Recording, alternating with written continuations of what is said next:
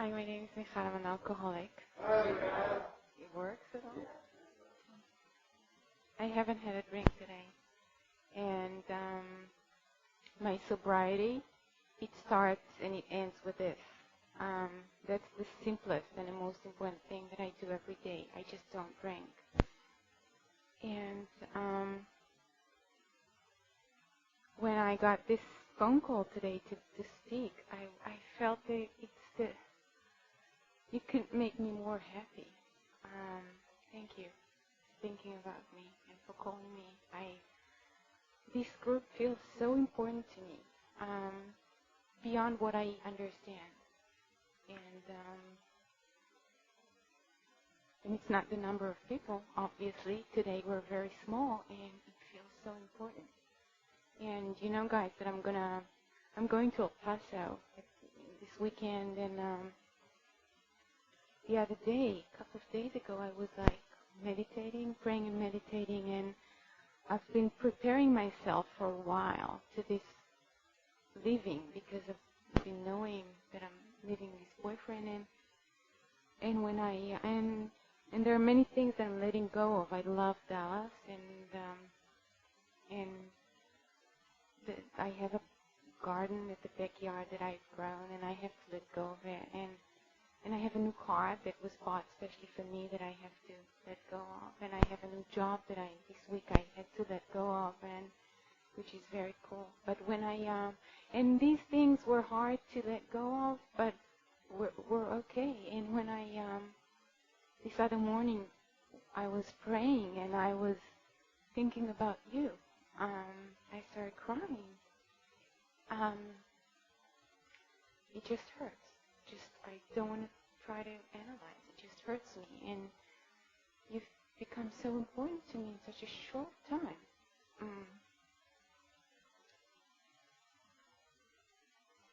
And I will try to tell my story. I've never spoken for such a long time. Like in Israel, we'll go 15, 20 minutes. And also when I took my chip in the Richardson group, it was like 5 minutes, 10 minutes, I don't know. And not to offend anybody from the Richardson group, I was just about to switch my home group to this group before I realized that I was leaving. Just because this group is like a dream that I could never dream. Like it's beyond what I could want for myself. And I will try a little bit to tell my story, and I will try to be organized with what I say. I was born 34 years ago in Israel, and I haven't started drinking right away, but I was an alcoholic right from the beginning. I remember playing with kids and like feeling that something is so different about me, and feeling this shame from the age of 5 probably, and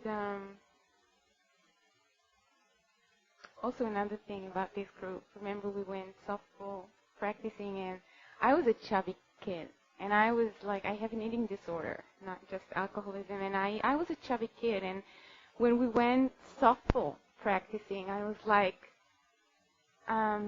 it was astounding to me, both that you let me in your group and you let me be one of you, and not being ashamed of the way I looked, and not being ashamed of me at all. Like I admit that when we got there, I was like, oh my God, they are a group, and I'm just me. And I so wanted to, like, naturally, I wanted to, be just shameful me, but you didn't let me. You just kept me a part of you, and it was astounding to me. I don't think that I'm being dramatic. It was astounding, and I came home that day, and I was like, feeling that something changed in me, really. And so I was an alcoholic child way before I started drinking. In fact, I wasn't the drinking type alcoholic because I was like this nerd. I was good in school. I was very bright. I was very shy, chubby. I was convinced that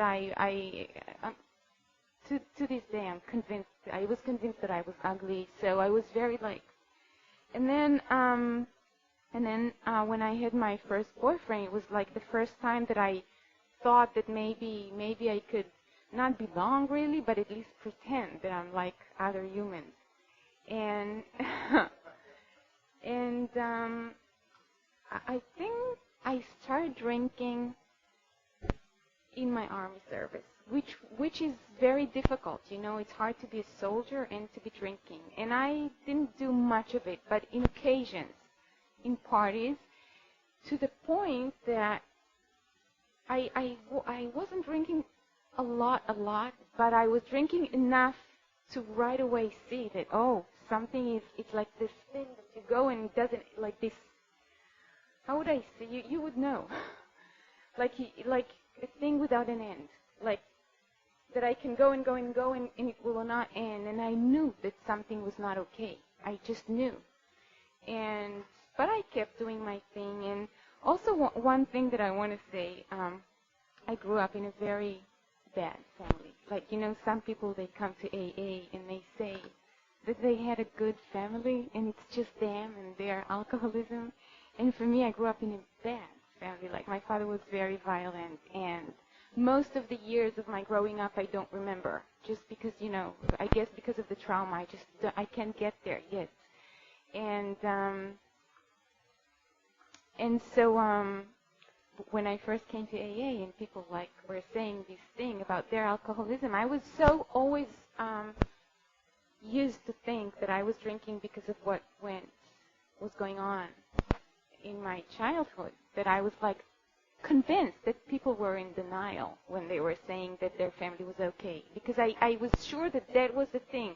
You grow up in a bad family and then you drink. Like, I couldn't see another pattern. And it's because I didn't understand at that time alcoholism. I didn't understand then that it was a thing that didn't depend on anything. It was just is. Alcoholism is a thing that is in me, and that's it. It took me quite a while to get this. So I went into the army, and with bed scars from my childhood, and I went into this officer course. That because of it, Mike calls me a machine gun. But I was not a fighter. I was so not. Maybe on the outside I did look like maybe I looked to you. I don't know. But and I did well and everything, and I looked tough. But inside I was always such a soft, you know, nerd, and I was afraid when we would go to shoot, like train shooting. It scared me. The noise scared me, and I was so not an officer. And in fact, when I did this officer course, my parents finally decided to divorce, which was a blessing because at least they stopped the police in the middle of the night. And I just felt that I was collapsing, like I couldn't hold it together anymore. Before, I'm a very strong-willed person, so before this I always tried to pretend and keep everything together, and this point was like I can't do it anymore. I'm like collapsing. So when the course ended and I became an officer, I just went to a psychiatrist in the army, and of course nobody could know that I went there, and I crashed and I cried and I talked with him. And in one of the first meetings I was like mentioning my drinking. And I was thinking, maybe I was not very aware of what I was doing, but I was like trying to see if he can help me on this, because I felt that it was like when you start a sweater and you pull the string, and it's like this thing. I felt totally not controlled in that area, and I was like, let's see what he says. And I mentioned my drinking. And he was like, okay, let's make a plan. Let's decide that on this and this, you don't drink on the days, da-da-da-da-da, and you only drink up to da-da-da-da-da. And that moment, it was like, forget it. I'm not talking with him anymore. Because no way, I'm not talking with him. So I went into my army service, and I did my things. I did drinking, and at that point, I discovered the power of being with men. So I was like, one was not enough. I was more into the excitement than to anything else. So it was like a 5 thing going on, like this and this and this, and try to not have them know about each other, and like it was a thing that kept me, because I'm an alcoholic and I could not drink that much because I was in the army, but I had to have something keep me, so that kept me.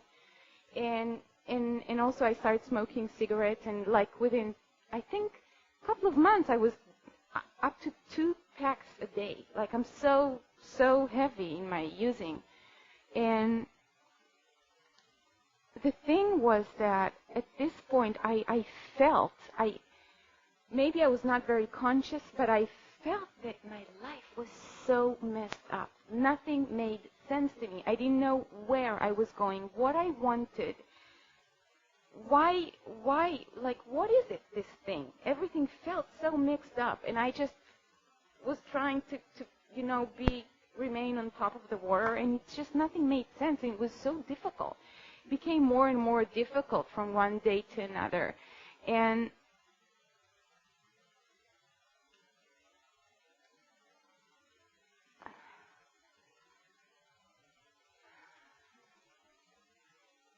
I also was in the army, because I'm very smart. They took me to this computer course, exclusive. It's a 7 months, very, very intense course. And so I did computers, and I stayed in the army for 5 years.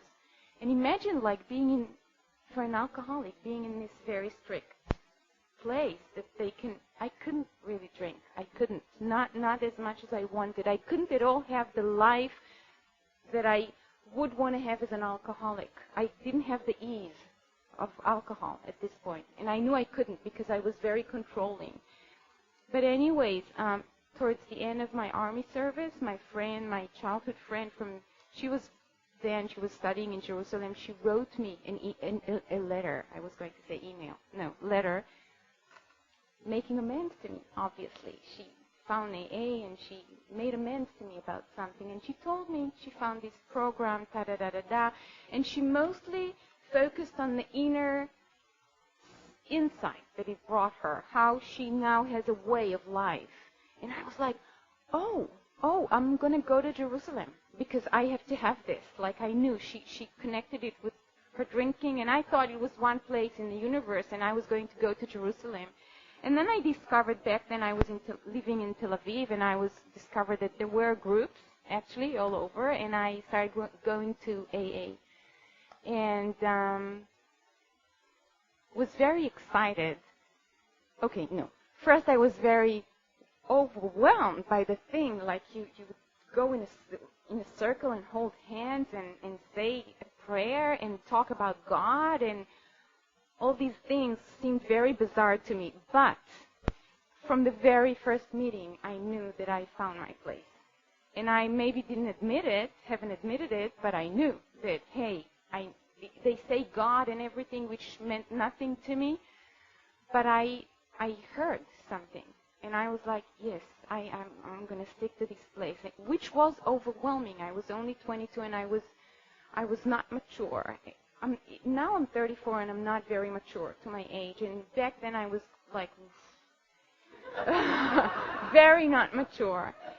And so I was like, I would say, like, flirting with program. I would come to program. It was like the main thing in the beginning was like being around people after being so isolated.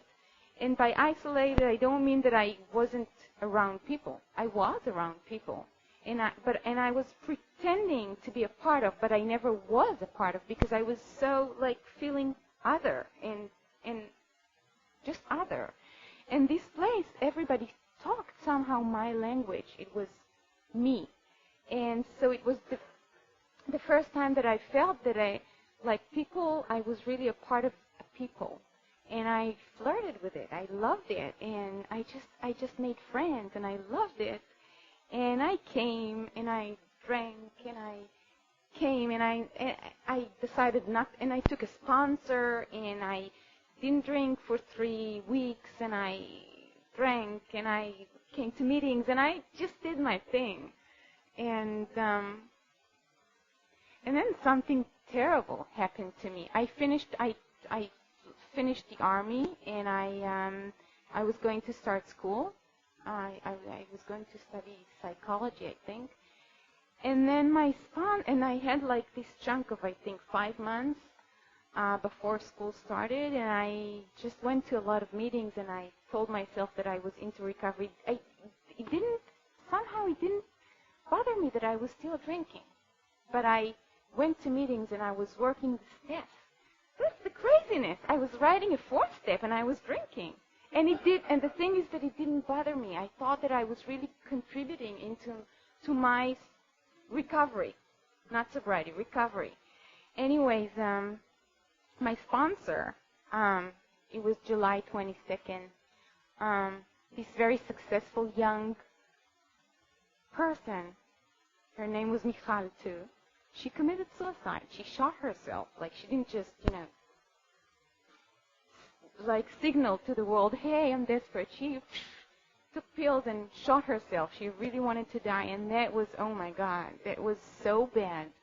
Because the immature me at that age, and you know how they say, take a sponsor whom you want what they have, and I was so convinced that I got to kill myself. Like, I really thought that I didn't have a choice.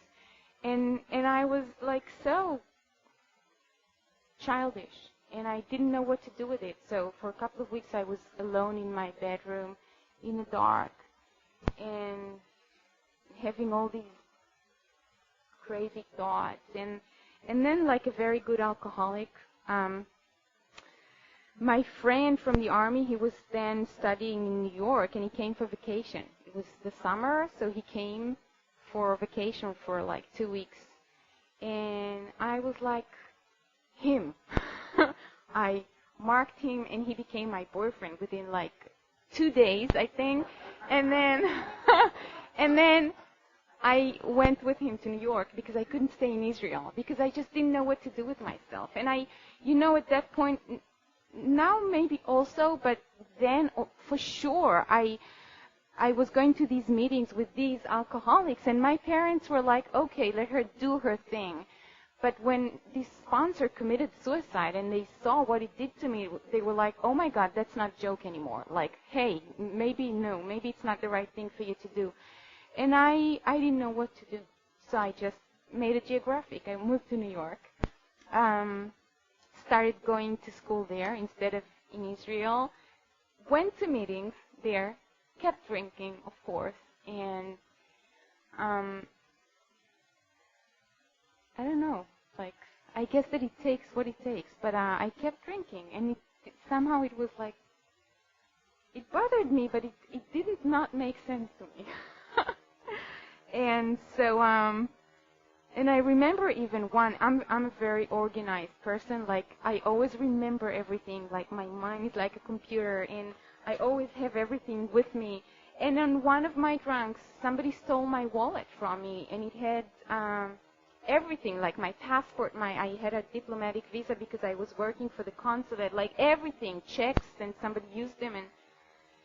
And I remembered that was like a first bottom that I reached, that, hey, things are happening to you that are not you anymore. Like, I remember noticing this, but I kept drinking,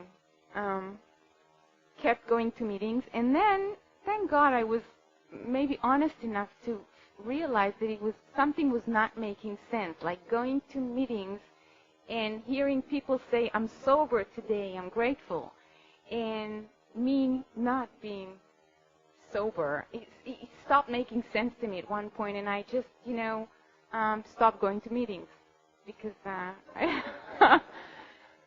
didn't like the feeling of, like,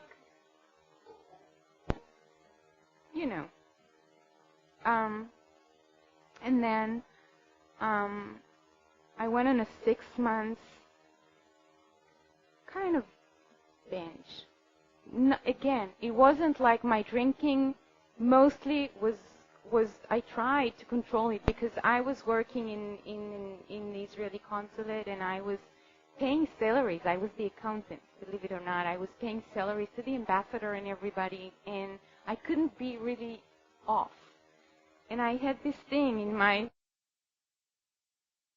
drawer, and I would like take a sip every once in a while. So it was like appearingly controlled, but it was so not controlled. And I knew it was not controlled. I felt like it was a bomb ticking on me. It was so not controlled. And it was scary, so scary. And how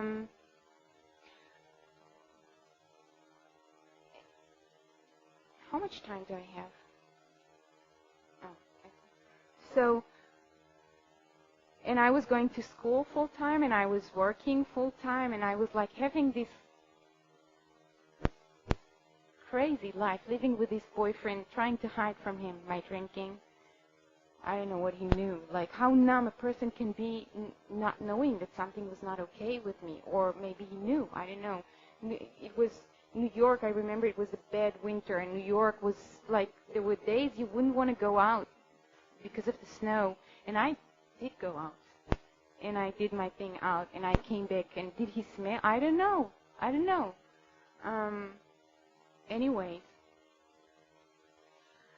at the end of this winter, we went on vacation to Orlando, and we went to Disney World, and we did all these things, these funny things, and I don't know the word for it, but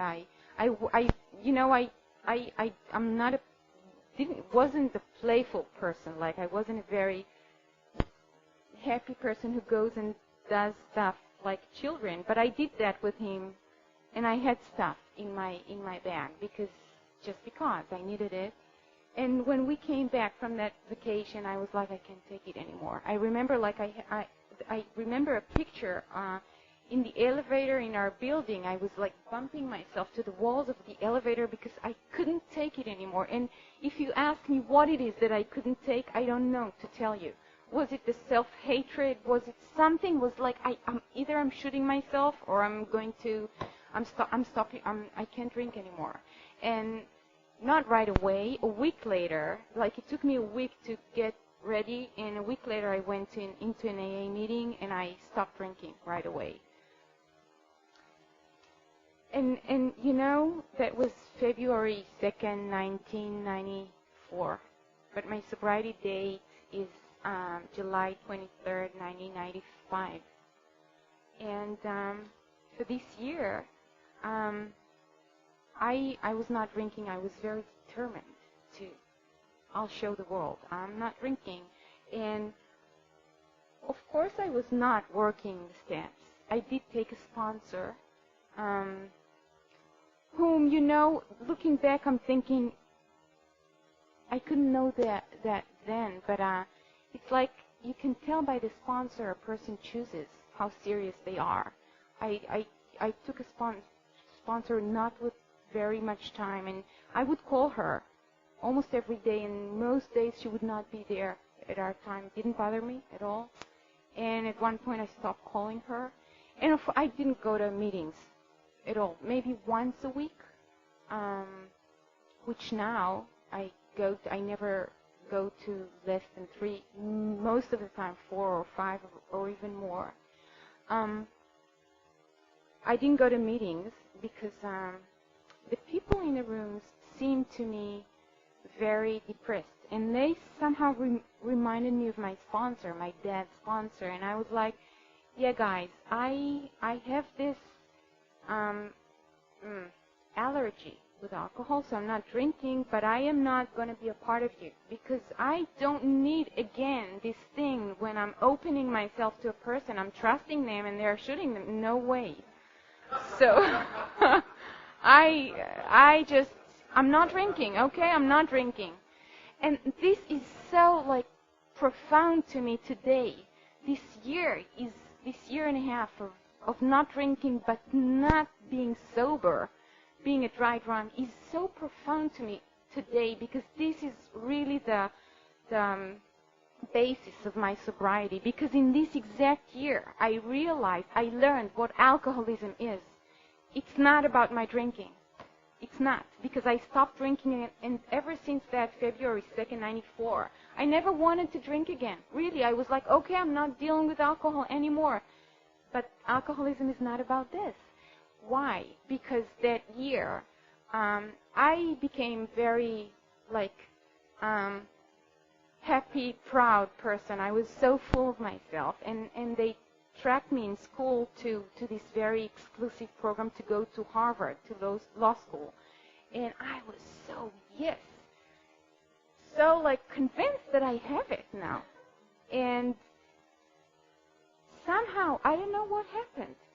After a year plus, I was fired from my job. And the roommate that lived with me that was my friend, left the apartment. She didn't want to talk with me. She just left. And because it was a very expensive apartment in New York, you know, I had to leave too, and I had nowhere to go. And without this work in the consulate, I had a diplomatic visa, so I couldn't work actually when I was fired. And I don't know if that happened before or after I picked up. I don't remember. Maybe after.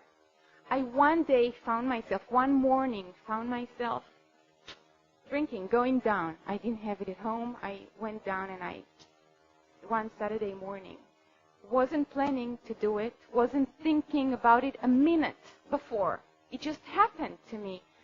And it lasted a whole day of drinking. And then I was like, no, it never happened. And I pretended that everything was okay. And then a week later, again, without me planning. And then it was a whole weekend thing of drinking, and I dragged myself to a meeting on Saturday evening at the YMCA and walked out from the meeting, bought something, and like kept drinking until the night after. And just in the meeting in Sunday night, I stopped drinking. I think afterwards they fired me, and then the roommate left, and the professor who worked with me on this exclusive plan, he disappeared. He didn't want to talk with me. I left messages in his machine, and he never called me back, and I didn't know what happened. I really didn't know what happened, and I was... Anyways,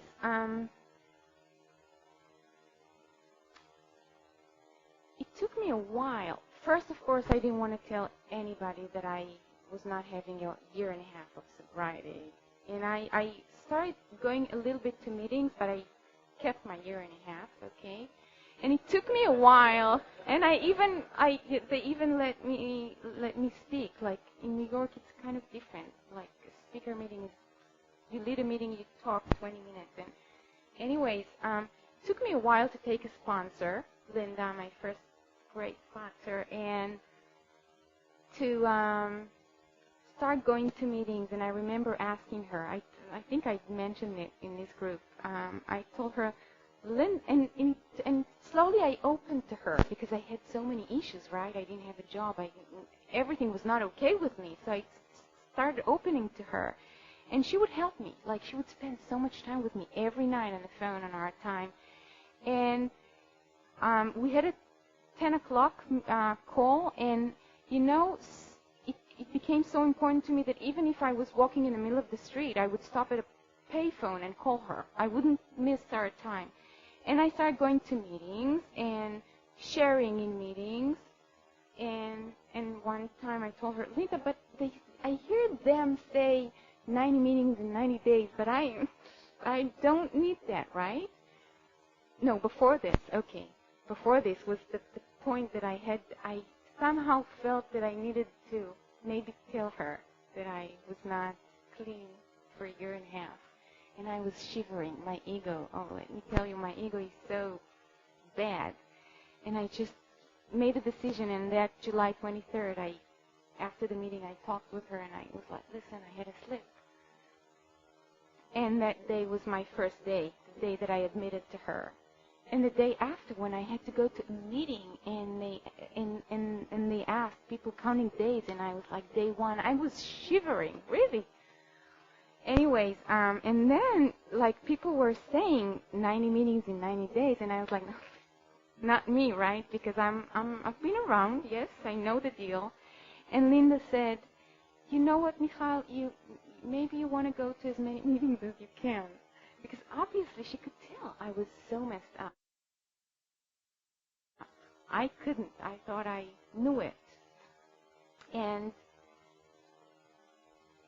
I ended up going to meetings every day for the first year and a half of my sobriety. And the more I went to meetings, the more I was like, oh my God, oh my God. It took me, it wasn't right away, because I think in the first 2 months I was depressed. And like physical depression, I couldn't really see. I saw most of the side was like black. I couldn't see. And I think that the first realization that I had was that this book, this man, Bill somebody, 7 years ago in another country, not even Jewish, not even a woman, he was me. And I've known this book for years at that point, but it was so not about me, right? Because it's not me. Like alcoholism, all this stuff of not being honest, it wasn't me. And I think the first realization that I had was that, oh my God, this is me. And every page was like, oh my God, in the doctor's opinion, when he talks about us, and he looks at us, and he sees that thing that we have, that we are so like loving the drink, that no matter how much we know and how long we stay sober, we are somehow bound to go back to drinking, and he sees that on us. And I was like, oh my God, and every day I would read another page, and and it wasn't a happy thing for me, because I'm such an ego person. Like, I so want to think good of myself. And it just got worse and worse. I was like seeing every word had a meaning, and it was just like in this movie with this guy who chases a murderer, and he ends up, what's the name of the movie?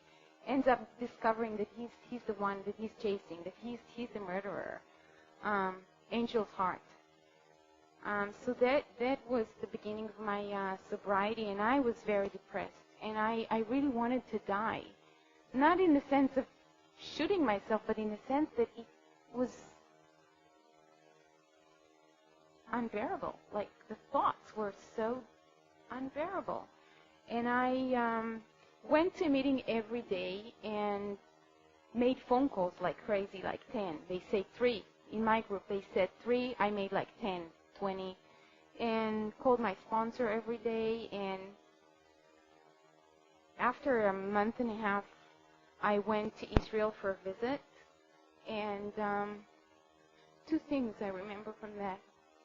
I remember first asking my sponsor whether it's okay to go to see my family at such an early stage of my sobriety, and she said, yeah, it sounds like you're planning to stay sober. And I remember driving to my, going by bus to my grandmother in Haifa, that's a town in the north, and my grandmother was very alcoholic, although not with alcohol. She was alcoholic.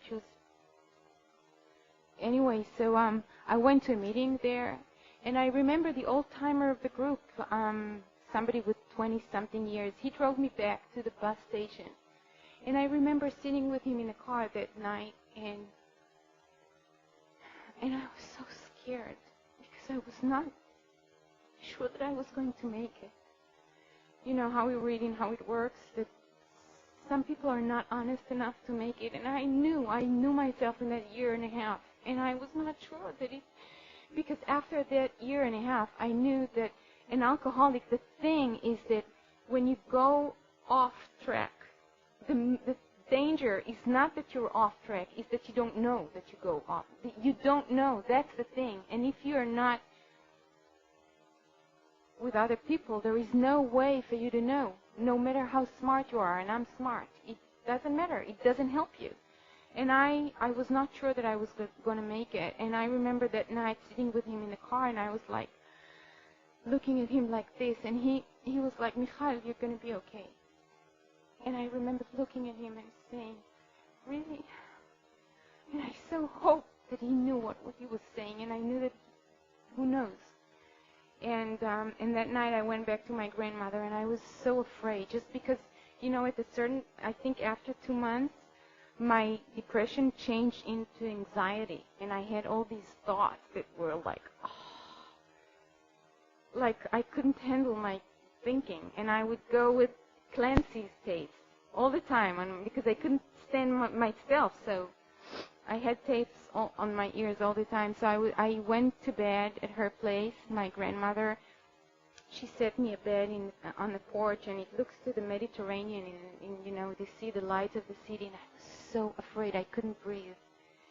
And I didn't want to upset her. She's like this crazy person, so I didn't want to walk in and grab a paper, and I needed to write because I needed to talk with God.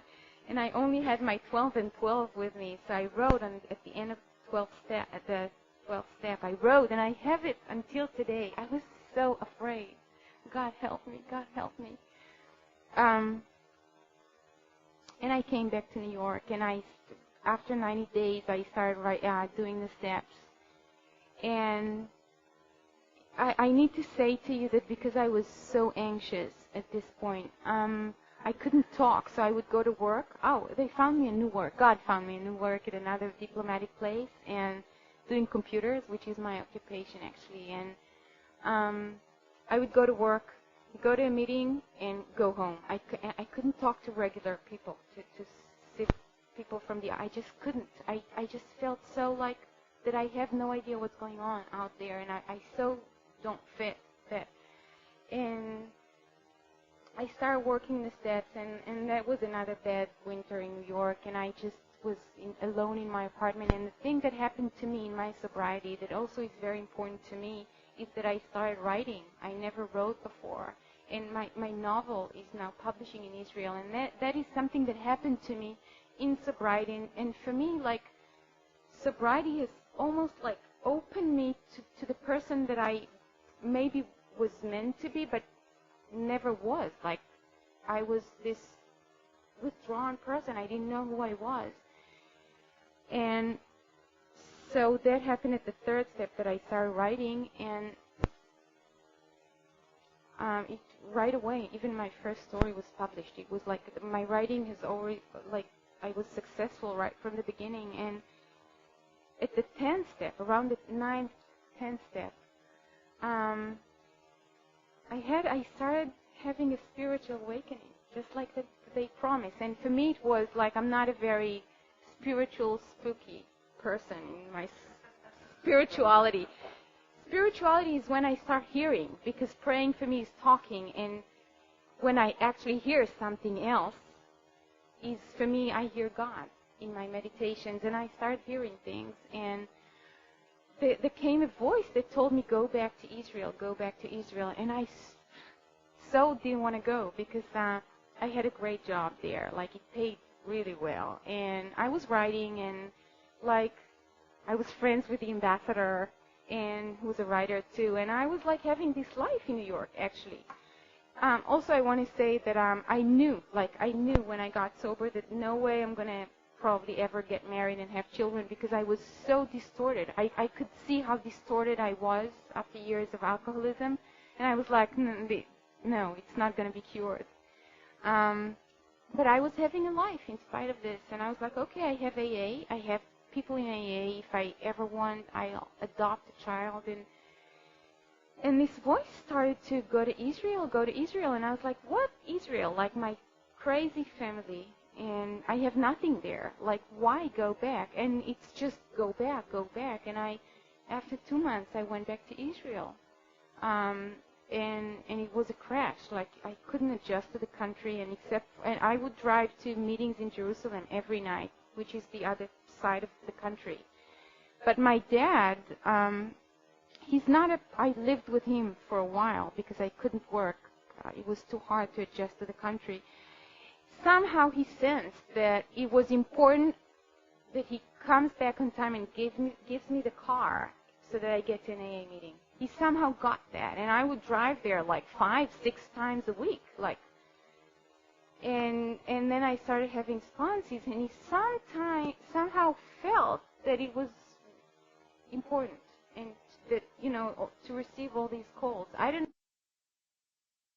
know why my dad got that. He's not an alcoholic. He has an alcoholic temper, but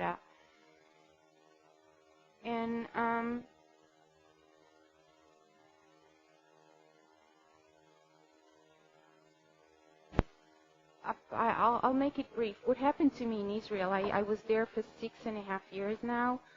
First, because of my eating disorder, I started a group there that I found in New York, and now they have like hundreds of people doing what I do with my food, which is like what we do with alcohol. Like it's complete abstinence.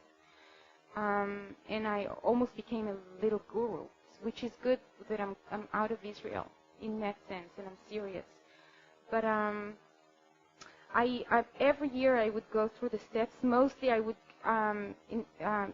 have step group studies that I was guiding, and at the last year I felt like drained. Like I felt that I didn't have anything to give anymore, and I always had many sponsees, and I felt that I reached a level that it wasn't willful, but something was not working for me anymore. And I thought that maybe I had to take a break and just go deeper inside. I didn't know what was going on. And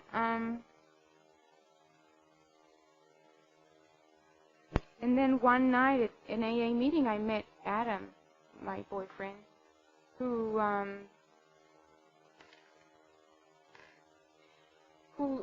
I didn't like from the beginning, but he liked me. He took my number. He called me, and at that point I was like, oh, I'm 34. I need to get married, and like both my brother and sister are very Orthodox, Jewish Orthodox. So I was like, I'm going to be good. I'm going to get married, have a Jewish family in Israel, da da da da da. And that guy who's American and who's not Jewish, like calling me, and of course I didn't even answer the phone when I saw his number. And after a month, I didn't know why, somehow I went and had coffee with him, and then we started going out. And next thing I know, the war with Iraq breaks, and he goes back to the States. The company took him back so that nothing happens to him. And in the spring, after the war ended, I came to visit. I was here for 3 weeks, and I liked it, and I liked being with him. And next thing I know is I'm in the middle of writing a novel, so I finished the novel. I'm not even thinking that something is going to happen to it. I'm like handing it to publishers in the country, renting my apartment. I bought an apartment last year, and I'm coming here. And it's all like very, I have to say, because it was not about Adam, because we had difficulties all the time, but every time I would go on praying and meditating and talking with my sponsor. I need to say this, because meditating and my hearing of God can go, it's good, but it's not the end. So, and it was like, yeah, I need to go, and I come here, and almost right from the beginning, I have problems with this guy, whom tells me like a couple of weeks before I come that he's sober 9 years, that he stopped going to meetings, which for me, that I was so close to dying from this disease, this thing, when somebody is not going to meetings, is like, no way I'm going to talk with him. And yet I meditate, I discuss it with my sponsor, and she says, yeah, it seemed like I had to go. And I came, and I will not try to analyze why I came here, because we are breaking up these very exact days, but I will probably know at one point. I just know that when I came to this group, remember I told you that I reached this place in Israel where I felt that I didn't have any more to give, because I felt like something was not working for me anymore. When I came to this group, when I played softball with you, and I saw the sincerity of how you guys take the problem into your life with no ego, that's what I saw. Because on that day, like in the field, I was like trying to see somebody who's controlling, somebody who's like offending somebody who's like having a plan of their own. And it wasn't, no. It was like everybody was trying to be of service, and this is the first thing that I feel that happened to me in here. I love Dallas, yes, but this group, it's like it gave me a renewed sense of the program, that it can be really worked with no reservation, that you can really take it to the deepest levels of your soul, to work, to family, to everything, and it's with total sincerity. And in a way, I almost feel that I invited on myself this ego shake to be in a new country and not like be a beginner again, and to be with a boyfriend that seemingly doesn't really want me in his life, and just to be shaken, so that, I don't know, I opened, and I feel that I opened, and my heart breaks to leave this group. I hate it.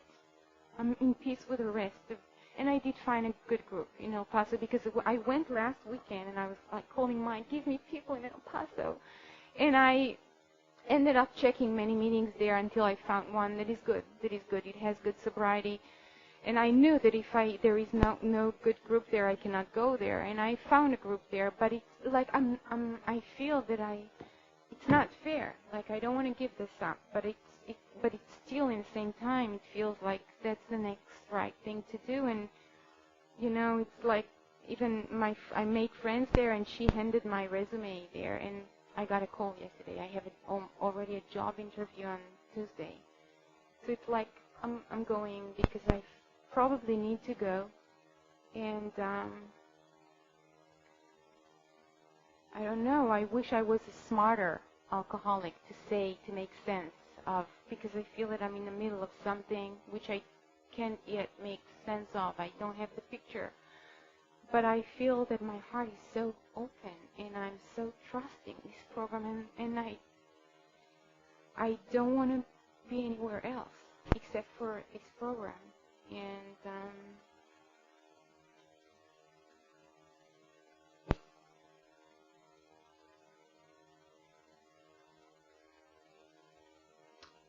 you.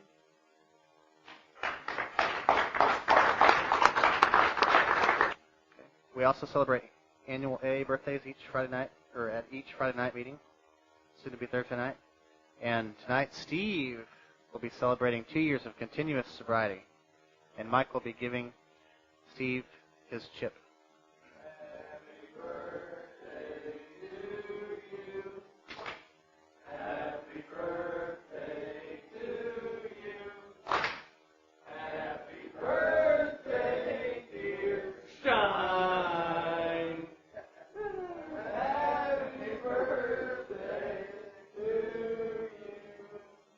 Keep coming back.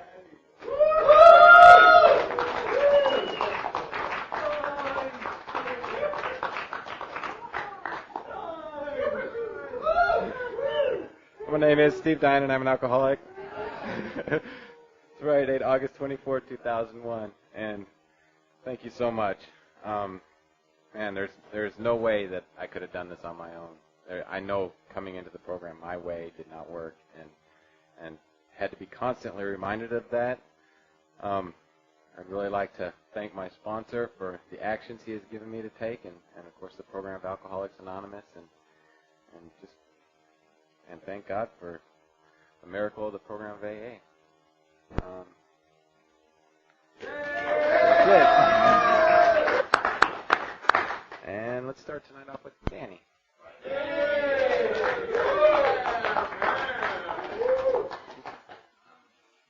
I'm Danny Kroll, alcoholic. Hi, Danny. And I've been sober since April 24th of 94. Michal, thank you for speaking for us tonight. Looking forward to it. And Steve, happy birthday. Seems like it was just a couple of months ago that you celebrated your 1 year, and your mother-in-law was here, and the whole gang. And thought he couldn't remember your name. But, it's already 2 years, so happy birthday. I guess I was thinking about, there's a line in our book that talks about how AA is a simple religious idea coupled with a program of action, and that it's both. And, there are so many sentences in the big book that, they're easy, you can almost like skip over them, but they really have so much depth and weight to them. And I was talking to, a friend of mine this week, actually a guy that was at the very first meeting I ever went to, and a guy I really care for. Was having a kind of a rough go of things, and we started talking, and he asked me for some help, and he was calling me every day for about 3 days, and and things started looking up, and then they just kind of turned south, and I talked to him about when's the last time you've been to a meeting? It's like, well, a week and a half. When's the last time where are you when you're reading the book? It's like, well, I don't have a book anymore, and it brings to light how important it is to actually take action and actually do things instead of just trying to get some kind of spiritual revelation or something that'll sustain us. At what we really have to do is we have to be into action. And I'm so grateful that that's the name of our group. And I'm so grateful to have a sponsor that's more active than I am, and blazes the path ahead. And I'm glad to be here tonight. That's all I got.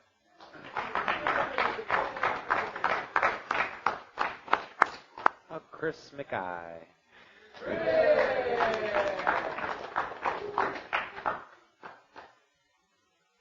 Chris McGinnis. I'm an alcoholic. And I've been sober since January 25th of 91.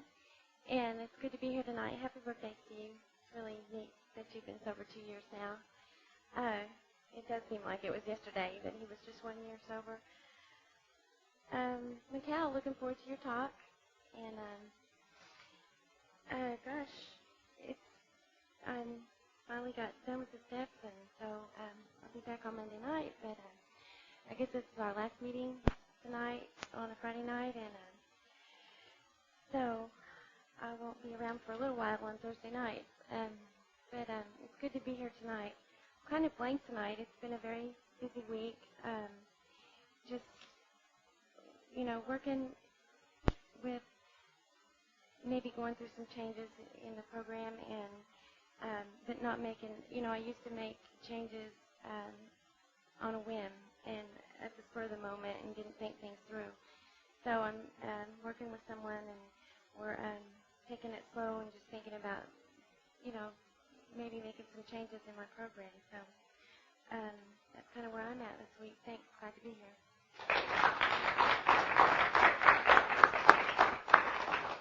But Doug.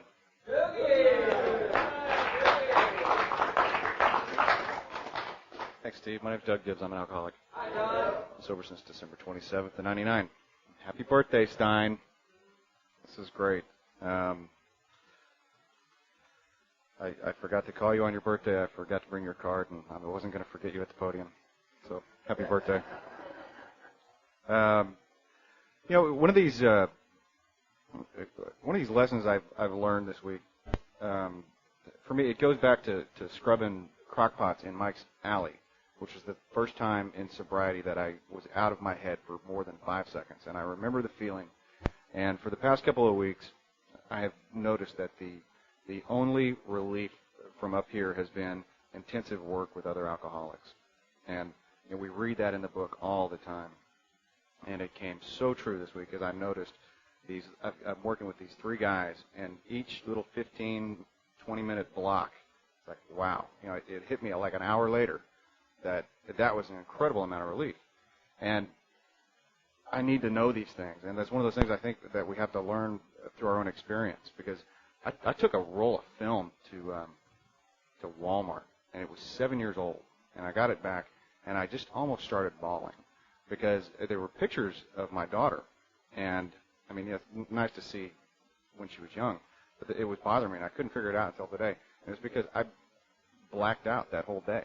So we had a picture series of the whole day, and it was with my nephew, and I know that was a big deal, and I would have sworn to you that it never happened. And, I mean, I must have just, I don't know how many days I lost. And that was just very unsettling.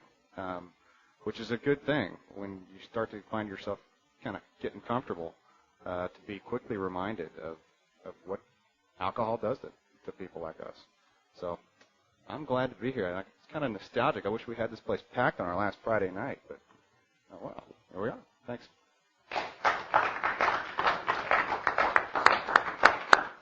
Ronald.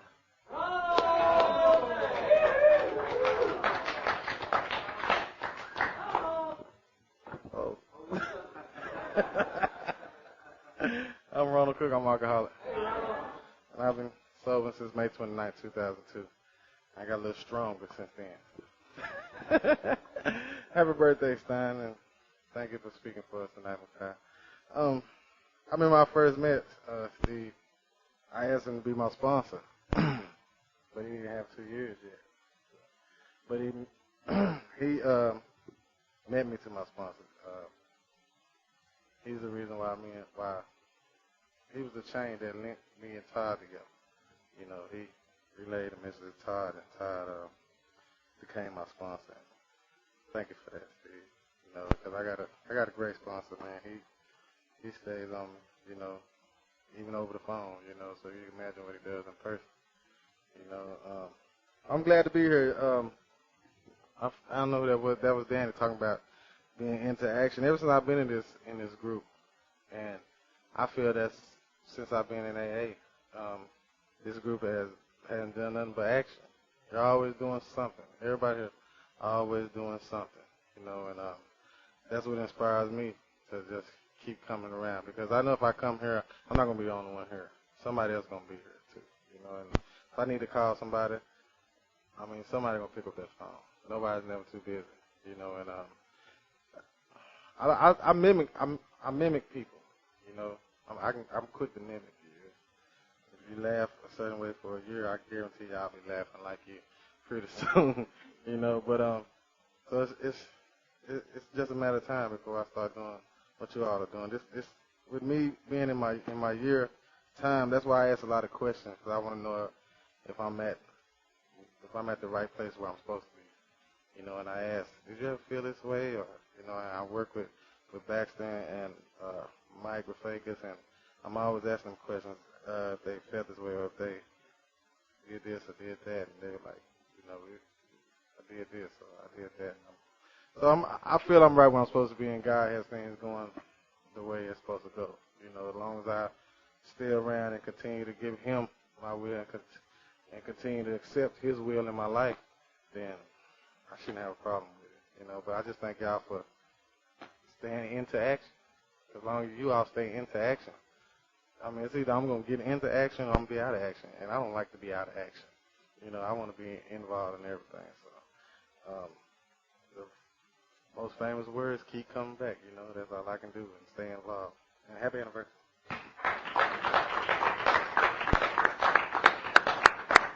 What, Tim?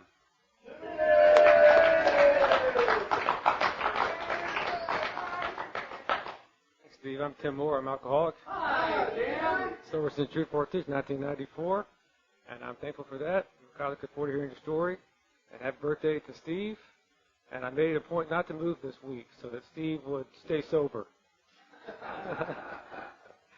I guess I was a bit nostalgic about our little group here tonight after, I guess, 5 years that we've been here. I was thinking about our first meeting that we had in this room. And Larry and I got our birthday chips and our gifts from Spons. Made some fun of us. And, you know, this week, the thing that just hit me square between the eyes is our meeting on Monday night in that chapter to Wives. And it's amazing to me how when I was new in sobriety, I'd go through that chapter and I would not identify. You know, think I don't, you know, have a wife anymore. I'm not a wife. So what does this have to do with me? And I would just basically scroll through that chapter and go on to the next ones. And reading it on Monday night, and just amazing the stuff that it talks about directly to me, about me, in the perspective of the person that I'm harming, you know, my family, my now ex-wife, and thinking about them and the position that I put them in through my drinking. And, you know, the amazing deal is that last night I'm at my daughter's school, and they have like a day in the life of your kid, where you get to go to each one of their classes and walk through like 10, 15 minutes of what they would do during that day. And I'm there with my ex-wife. And, we don't have the animosity anymore. We don't have hating each other. And we're able to communicate real well when it comes to my daughter. And this has happened over a period of time. We're both sober and Alcoholics Anonymous. And so it's only through God working through this program that has allowed that to happen. So I'm very thankful for that.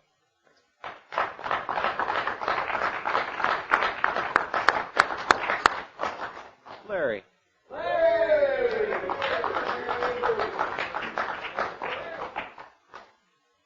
Hey everybody, my name's Larry McGinnis, alcoholic. Hi, Larry. June 1295. Grateful for that tonight. Steve, happy birthday. Michal, looking forward to your story tonight.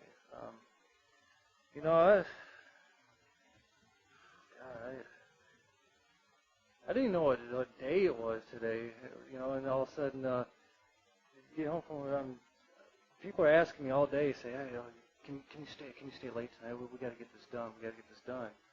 And I look at my calendar and I say, no, I can help you, but I got to leave at 6 o'clock. I have to. And I said, okay. Well, can you come tomorrow then? Can you come in and help out with the project tomorrow? No, I can't. I'm going to Tulsa tomorrow and be out of town. And that's just the way it is, boy, sometimes it's like, if I let it, life can sweep AA away, and I'll be gone, and I'll go with it, and I'll like be caught in a tide, just get washed out to the middle of the sea, and then there I am, stuck there out in the middle of the sea with no life preserver, and I can't see shore anymore, don't know where the hell to go, and so I'm just grateful that we have this meeting tonight, that I have a place to go. I have a place that I know I have to go tonight. That I'm not going to be sitting around floundering somewhere, wondering what the heck I'm going to do tonight. And I say, oh my God, it's just so boring tonight. I need something to do. And all of a sudden, bling, hey, there's a liquor store down this corner. Nobody will know. You just have a couple drinks. It'll be different this time. I've had that conversation with myself so many times. It's, I can't even count them all. And I'm just grateful. I'm grateful I didn't have to have that conversation with myself today, because I knew I was going to be tonight. I was reading through, thanks to our sponsorship line, we've been studying the original manuscript, and so I've been doing that, in the mornings, lately, and just how Bill makes it in the original manuscript, everything's like first person or second person. He's talking to you, and he words everything. You will do this, and you will do this, and then the changes. We go through the changes. What it's like now, it's all changed to we, and you felt Alcoholics Anonymous is the best fellowship I've ever found before, but sometimes I can get caught up in the crowd, and I forget what my real purpose is, to find that guy sitting in the back of the room. I'm sitting back there, scared to death to talk to someone. Go up there and just me and him, and that's it, and it's really easy to get caught up in the crowd and get part of a group, and you forget about that one-to-one contact sometimes with people.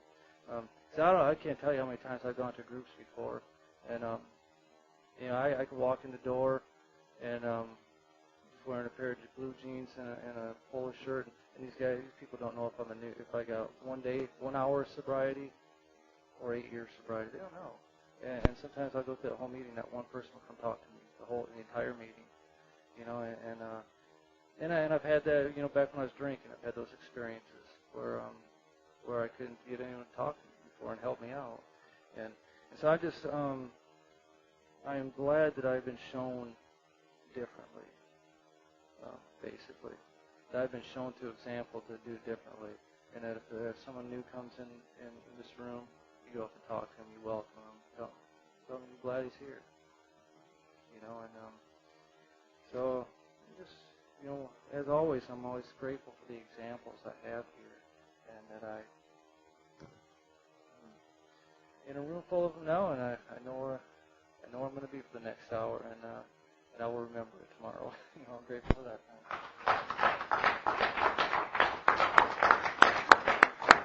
How about Bruce?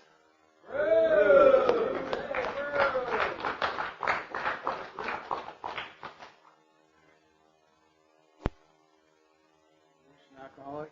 Hi, Bruce. Grateful, recovered alcoholic, not cured, but recovered from a seemingly hopeless state of mind and body. Congratulations, Steve, on 2 years.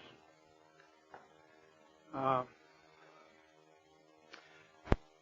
like this group. I think this group has a lot of good sobriety. I have been in a lot of groups that I left not really helped that much. I mean, you can't complain if you stay sober, but just about every meeting I go away feeling a lot stronger from what I hear, and I thank you for sharing your experience with me. Larry, I used to walk into groups and everybody would scatter. At least in AA, they hang around. They may not talk to me, but it's a change of pace. And I'm grateful to be sober today. I doubt very seriously if I would have made another year or two if I kept drinking for health reasons and other reasons. But I have found the big book and the promises to be true. And one thing that I have gotten out of AA and not really any other place was AA taught me what was most important, what was bottom line, and helped me get my priorities straight. I went to a college that helped me do that, helped me to be bottom line, but AA more than anything else showed me how to see what was real, what reality was, what was important, and taught me the difference between spirituality and religion. And I mean, that has benefited me in all areas of my life. And I owe that to a lot of friends and to AA. Thank you.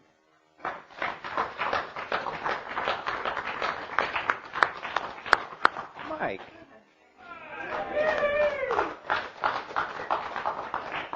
Thanks, Steve. I'm Mike Erickson, alcoholic. July 19th, 87 is my sobriety date. I'm glad to be here. And, it's funny. I was thinking about that. Tim brought up that first meeting we had, and we celebrated Tim and Larry's birthday. And I gave Tim, for his birthday present, a car with no wheels on it. A little bottle car with no wheels, because Tim's wheels flew off frequently when he was new. And then Larry, I gave a telephone, too. And I had ripped out all the numbers out of that telephone except for the numbers that call my house.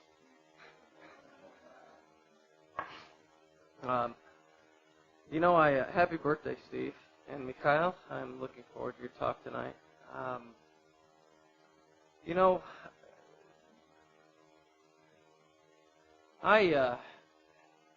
It seems like in Alcoholics Anonymous, times go on a roller coaster, it seems. That there are frequently some good times where everything lines up. But, I've got three major areas in my life. I've got here, I've got my family, and I've got work. Those are the three big areas. And it always seems like if you can get all three of them to line up, it's just a bonus. It's just a bonus. But there always seems at some point in time that one of those areas is out of kilter. And the thing that's crazy is that I'll have two areas going great, and that one will dominate every piece of my thought. And it'll just and today this deal, that's one of those deals I have at work, that it's just it's an awful environment at work, and it drains. It just is a life-sucking force that I go sit in the middle of every day. And so I've got back to this idea of prayer and meditation. My sponsor always hits me on prayer and meditation, and the thing I've been focusing on lately is make a prayer list. See, I have traditionally been a guy that gets down on my knees and prays for 2-3 minutes and gets up and boogies. And I've been reading all kinds of stuff that says, invest a little time. So I started making this prayer list. I put down all these people at work that I'm running into. I put down all of you guys. I put down this group. I put down my family. And I have and you know what? My prayer, all of a sudden I'm praying for 15, 20 minutes a morning. because I've got something to focus on. And, man, I'm telling you what, all of a sudden, now my job situation hasn't gotten any better, but my attitude has gotten just a little better. Just a little better. Because all of a sudden I started asking God into those people's lives that I work with. And they have become from being B words to people. They've turned into people, right? And I've had such a bad view of them. And I've been praying that God would guide and direct them. And now here's what came to me this morning in my meditation, that I have asked God to guide and direct their lives. My deal is, am I going to believe that He is, or am I not? Am I going to believe that God is really active in doing what I ask? And you know how much easier it made me that when my boss tells me something to do, I can say, that must be God's direction. And then I can follow it with a clear conscience. Not have to question it, not have to do anything. You know, just carry it out. May not like it, but I just have to do it. And, you know, I guess what it is just yet another level of surrender that I get into. Then yet another level of figuring out that my way does not work. It just doesn't work. And that when I submit my will to God's, the blessings that come are great. When I submit my will to God's will. And the other thing is my wife and I are celebrating 11 years of marital bliss, of which the bigger part of that is bliss. You know, we have had our ups and downs. But the thing we said when we got married is divorce is not an option. We will stay together. Doesn't matter. There is no problem so big that we can't get through the other side of it. And we've proven that true. We've proven that true. Commitment, like to this group, I tell you I'm going to be here, I'll be here. I tell you I'm not going to be here, I let you know why I'm not going to be here. Right? That kind of commitment is the very same thing I have to carry into my work. I have to carry into my home. I have to carry into Alcoholics Anonymous. And the thing that's telling is when I honor that commitment, I seem to stay consistent in the things I engage in. And what a good deal that is. I'm glad to be here. Thanks.